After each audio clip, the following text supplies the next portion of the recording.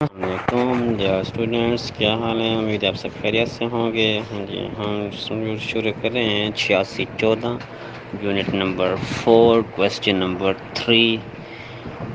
ایک استاد کس طرح زیادہ مؤثر ہو سکتا ہے؟ How can a teacher more effective? جن لوگوں نے ابھی تک اسے سبسکرائب نہیں کیا وہ سب سے پہلے اسے سبسکرائب کر لیں اور اس ویڈیو کو پوری دیکھیں تاکہ آپ کو جو بھی چیز ہے وہ ذرا اچھے سے سمجھ آ جائے، اور جن کو کوئی چیز سمجھ نہیں آتی تو وہ کامنٹس میں کامنٹ کر سکتے ہیں۔ جی، استاد کی شخصیات کو جو ہے وہ مؤثر، مقبول اور دوستانہ انداز کا حامل ہونا چاہیے۔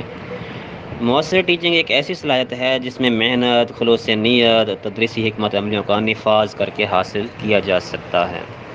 اور مؤثر ٹیچنگ کی صلاحیت حاصل کرنے کے لیے 6 اقدامات کریں۔ سب سے پہلے تدریس کے لیے اپنے محرکات کو پہچانیں۔ Recognise motives for teachings.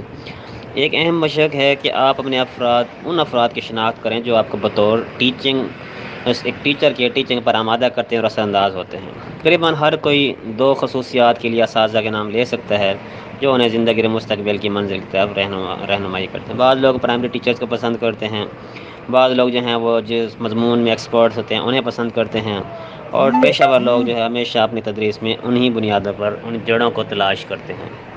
اور نیکسٹ ہے اپنے طلباء میں اور خود میں اخلاقی رویے کو فروغ دیں۔ اگرچہ اسکولوں میں قواعد و ضوابط ہوتے ہیں جن پر عمل درآمد کرانا انتظامیہ کا کام ہوتا ہے، تاہم یہ کہا جاتا ہے کہ یہ ہر ایک کی ذمہ داری ہوتی ہے، اور استاد جو ہے وہ کلاس روم کے اندر ان قواعد و ضوابط کو لاگو کرے، طلباء کو حقیقی طور پر منظم کرنے اور بہتر بنانے کے لیے اور اس کے اخلاق میں بہتری لانا ضروری ہے۔ ماہرین کہتے ہیں کہ استاد جو ہے وہ کلاس روم میں طلباء کے ساتھ باہم دوستانہ گفتگو کریں، اور اس کے علاوہ جو ہے کلاس روم کے ماحول اور طلباء کے اخلاقی رویے میں بہتری استعمال لائی جا سکتی ہے۔ اور یہ باتیں جو ہیں وہ کسی کتاب میں نہیں ملتی، باقاعدہ یہ کسی سیمینار میں یا اساتذہ کے جو گفتگو ہوتی ہیں ان میں ملتی ہیں۔ برداشت اور عزم کو ساتھ ملانا۔ کوئی ٹیچنگ آسان کام نہیں ہوتا، بڑا مشکل کام ہوتا ہے۔ استاد جو ہے 24 میں سے 6 سے 8 گھنٹے 10 گھنٹے اسکول میں گزارتا ہے، طلباء کے ساتھ رہتا ہے، ٹیچنگ کرنی ہوتی ہے، ان کو مختلف تعلیمی انتظامی مسائل سے نمٹنا ہوتی ہے، اور ان تمام باتوں کو سامنے رکھا جائے تو ایک تھکا دینے والا بڑا مشکل کام ہے، اور پیسے جو ہیں وہ بہت کم ملتے ہیں۔ تو اس طویل مدت کے دورانیہ کی تدریس میں ٹیچنگ میں استاد میں ایک عزم و ہمت اور برداشت بھی ہونی چاہیے۔ تو دباؤ اور مشکل کے دنوں میں صحت مند سرگرمیوں اور دماغی صلاحیتوں کا بھرپور استعمال کرے۔ تو ایک استاد جو اپنے پیشے سے مخلص اور پیشے کے ساتھ اس وقت تک جڑا رہ سکتا ہے جب وہ لوگوں کے ساتھ رابطے میں ہو۔ نیکسٹ ہے مؤثر سبق کا منصوبہ بندی کریں، یعنی ایسا لیسن پلاننگ کریں اور معیاری کورس ترتیب دینا ضروری ہوتا ہے جس میں اہم ترین اور بنیادی تصورات موجود ہوں۔ تو ہر وقت جو ہے ان کو تصورات جو کورسز ہیں ان میں تبدیلیاں ہوتی رہتی ہیں۔ اگر کورسز میں تبدیلیاں نہیں ہوں گی تو پھر رزلٹ کیا ہوتا ہے کہ بہت سے اساتذہ جو ہیں وہ بک اٹھانا ہی چھوڑ دیتے ہیں، وہ عارضی لیسن پلاننگ پہ آ جاتے ہیں، اور اس کا حل عارضی حل نہیں ہونا چاہیے اور پائیدار حل ہونا چاہیے۔ کورسز جو ہیں ہر ضرورت کے مطابق تبدیل کرتے رہنا چاہیے۔ بہترین ہدایاتی عمل اور تجزیاتی مہارتیں ہوتی ہیں، اور ہدایاتی نظریات رد عمل حاصل کرنے میں مہارتوں میں مسلسل ترقی اور معیاری تدریس میں ترقی بہت اہم ہوتی ہے۔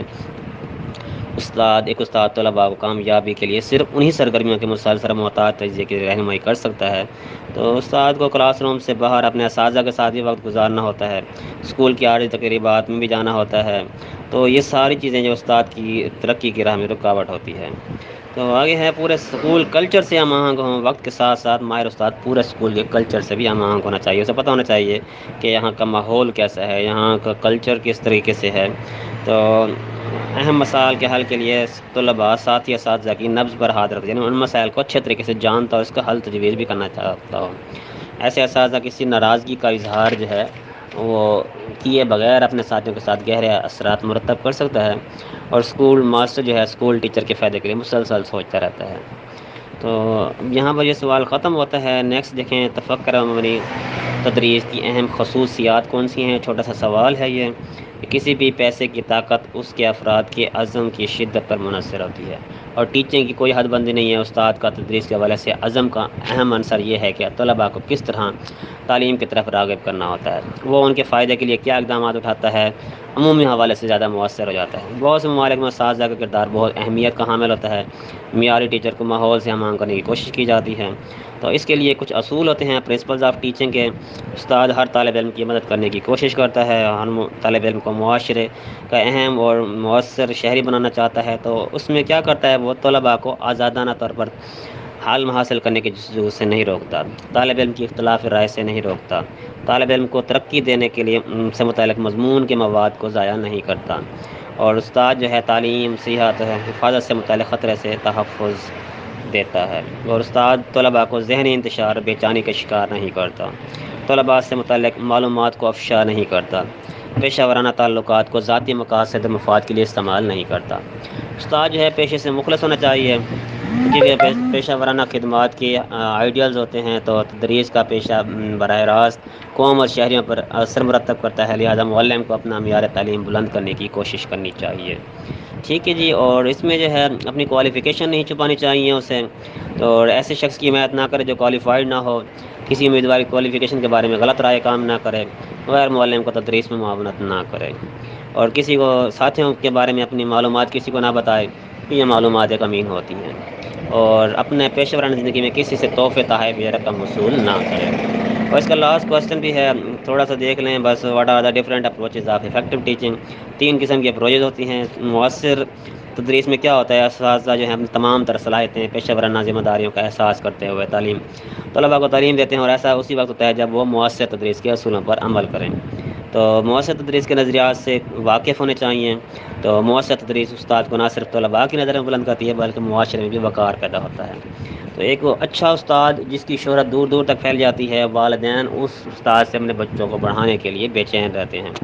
ایسا اس وقت ممکن ہوتا ہے جب استاد جو ہے اپنے مضمون میں کامل ہو، اس کے بعد معلومات کافی ساری ہیں، اور دوسرے لوگ اس کا احترام کریں، انہیں نظر انداز نہ کر سکیں۔ اور اس کے بارے میں 3 نظریات، ایک اسٹائل اپروچ ہوتا ہے، نام سے ہی ظاہر ہے یہ نظریہ تدریس کے انداز سے متعلق ہے۔ ہر استاد اگر چاہے اپنے انداز میں ٹیچنگ کرتا ہے، تاہم کچھ باتیں ایسی ہوتی ہیں جو سب میں تھوڑی بہت الگ ہوتی ہیں، باقی ساری چیزیں ایک جیسی ہوتی ہیں۔ تو مؤثر تدریس میں استاد اپنی کارکردگی جائزہ لیتے رہتے ہیں۔ ایک بات سمجھنے کی یہ ہے کہ استاد کی تدریس مضمون کا مواد جو کچھ طلباء کو سمجھانے کی کوشش کرتا ہے، اگر وہ طلباء کو اچھی طرح سمجھ آ رہا ہے تو پھر وہ مؤثر ٹیچنگ ہے، ورنہ نہیں ہے۔ جیسے میں آپ کو پڑھا رہا ہوں، سمجھا رہا ہوں، اگر آپ کو سمجھ آ رہا ہے تو سمجھیں میری ٹیچنگ مؤثر ہے، اگر آپ کو سمجھ نہیں آ رہا تو سمجھیں میں ایک ناکام ٹیچر ہوں۔ تو مؤثر ٹیچنگ کے لیے انداز بدلتے رہتے ہیں، کبھی وہ براہ راست استاد سے مخاطب ہوتے ہیں، طلباء سے مخاطب ہوتے ہیں، کبھی کلاس روم میں بحث مباحثہ کرتے ہیں، سوال و جواب پوچھتے ہیں، کبھی وہ تحقیق و جستجو کی بات کر رہے ہوتے ہیں، کبھی اس کو آواز کے ذریعے اور بصری یعنی کہ دیکھنے کی معاونت استعمال کرتا ہے، کبھی انہیں کتابیں پڑھنے کے لیے کہتے ہیں، کبھی رول پلے کرنے کے لیے کہتے ہیں۔ تو یہ تمام تر توجہ ہے تدریسی مواد پر منتقل کرنے میں کامیاب رہتا ہے۔ تو اس بارے میں اس کے بعد دوسرے حصہ پر جو ہے وہ نتائج حاصل کرنے کا طریقہ ہے، اسے نتائج سینٹرڈ یعنی رزلٹ سینٹر تدریسی نظریات بھی کہتے ہیں۔ اس میں دیکھا جاتا ہے کہ استاد طلباء سے تعلیم میں کن کامیابیوں کو حاصل کرنے کی توقع کر رہا ہے۔ استاد جو ہے طلباء سے جن کاموں یا کامیابیوں کو حاصل کرنے کی توقع کرتا ہے یا کرتی ہے، تو اس کے لیے باقاعدہ منصوبہ بندی کرتا ہے، تدریسی مواد تیار کرتا ہے، کورس ڈیزائن کرتا ہے، پھر طلباء کے سلسلے میں رہنمائی فراہم کرتا ہے، تو طلباء کی کامیابی کا تجزیہ کر کے اس سلسلے میں ایک رپورٹ بناتا ہے، پھر اس رپورٹ کو مد نظر رکھتے ہوئے طلباء کی خامیوں کو دور کرتا ہے۔ ہر وقت یعنی کہ وہ یہی سوچتا ہے کہ رزلٹ بہتر آئیں اور پازیٹیو آنے چاہیے، اور یہ طریقہ جو ہے نتائج حاصل کرنے کا پوری دنیا میں استعمال ہو رہا ہے۔ لاسٹ ہے تحقیق و جستجو کا طریقہ، یہ مؤثر تدریس کا متبادل اور ترقی پذیر ممالک، ترقی یافتہ ممالک میں سب سے مؤثر طریقہ ہے، جس میں انداز پر مبنی اور نتائج پر منحصر یعنی طریقہ کو ملا دیا جاتا ہے۔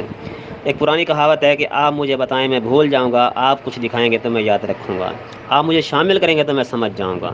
یعنی آخری حصہ جو ہے وہ تحقیق جستجو پر ہے۔ عملی طور پر طلباء کو تدریسی مواد میں شامل کر کے انہیں پریکٹس کروائیں تو وہ آسانی سے سمجھ جاتا ہے۔ مؤثر اساتذہ طلباء کو براہ راست تحقیق جستجو کے عمل میں شامل کر کے بہترین نتائج حاصل کر لیتے ہیں۔ بس یہاں پر یہ سوال ختم ہو گیا ہے، یونٹ بھی ختم ہو گیا ہے، امید ہے آپ لوگوں کو سمجھ آ گئی ہوگی۔ بس آگے باقی 2 یونٹ باقی رہتے ہیں، یونٹ نمبر 5 آگے ہم شروع کرتے ہیں۔ اللہ حافظ۔